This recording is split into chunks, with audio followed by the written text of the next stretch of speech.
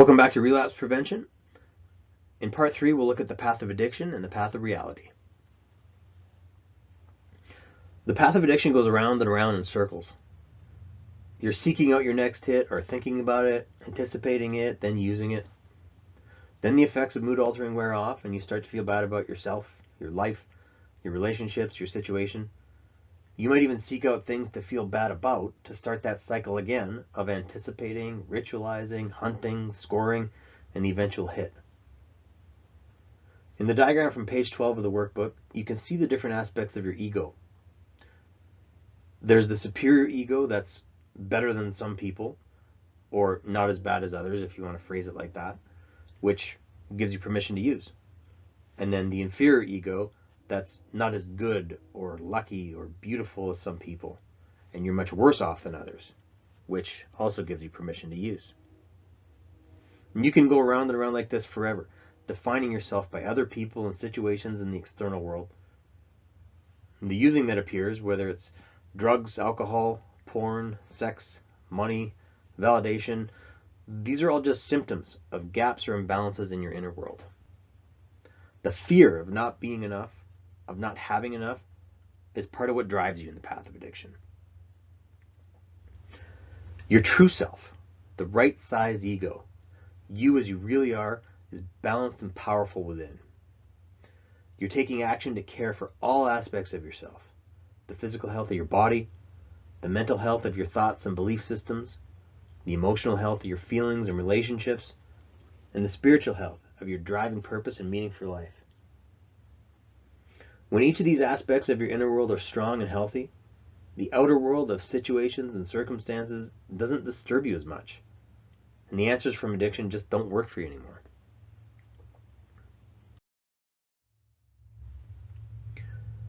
Building and seeking are very important types of action. Building is what we do in recovery and personal growth.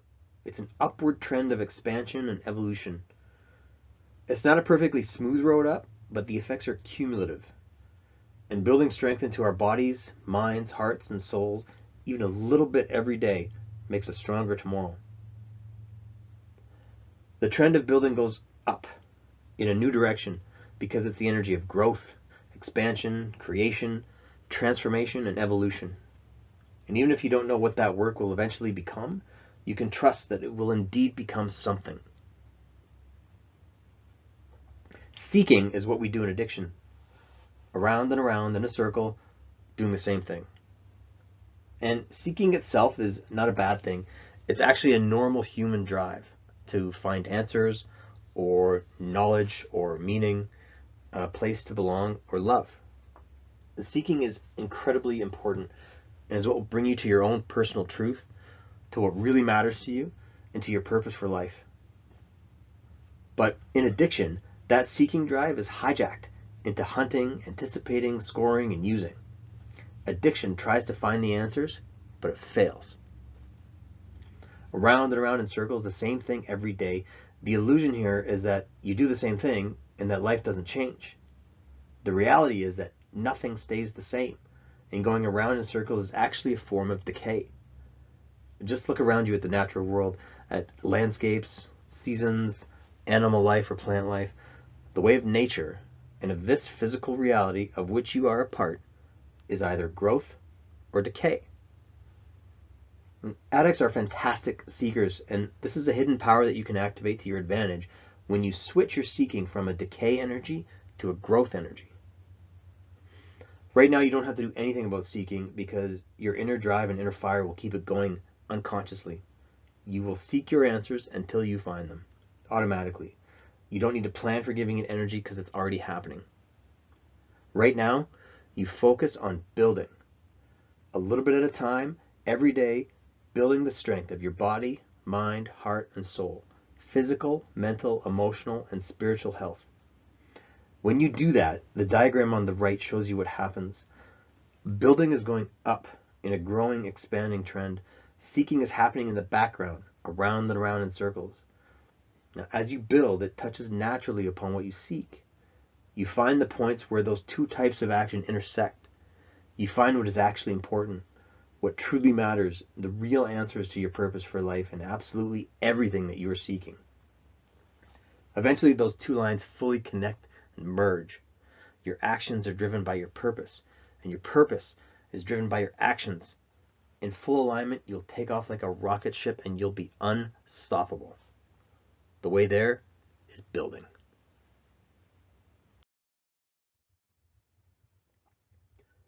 The path of reality is a mindset, a way of being, and a plan of action. This is accepting other people and other situations as they are, not as you wish them to be. This is accepting yourself as you are, and not for what you appear to be. This allows for a fuller view of the big picture of truth, instead of focusing on distortions, delusions, and partial truths. The path of reality promotes care towards yourself and towards others as a means of healing any damage done and becoming able to move on from trauma, pain, or heartbreak. This is the way of building, growth, expansion, and creation, knowing that even small steps count when you're headed in the right direction. This is also the way of 100% accountability and taking complete ownership and responsibility for what you think, say, and do. You are not in control of other people. You're not the one who decides how they will think, feel, or behave. You're not in control over what was done to you in the past, over what someone might do today, or what someone might do in the future. But you are 100% in control of how you respond to others. And you can respond with care, kindness, patience, understanding, growth, creation, and evolution, or you can respond with impatience, irritability, destruction, and decay. You'll have 1,000 opportunities every day to choose how you respond and choose your path. And don't worry about being perfect and making the more loving choice every single time. Do your best, as often as possible, and your best gets better and better. This concludes part 3.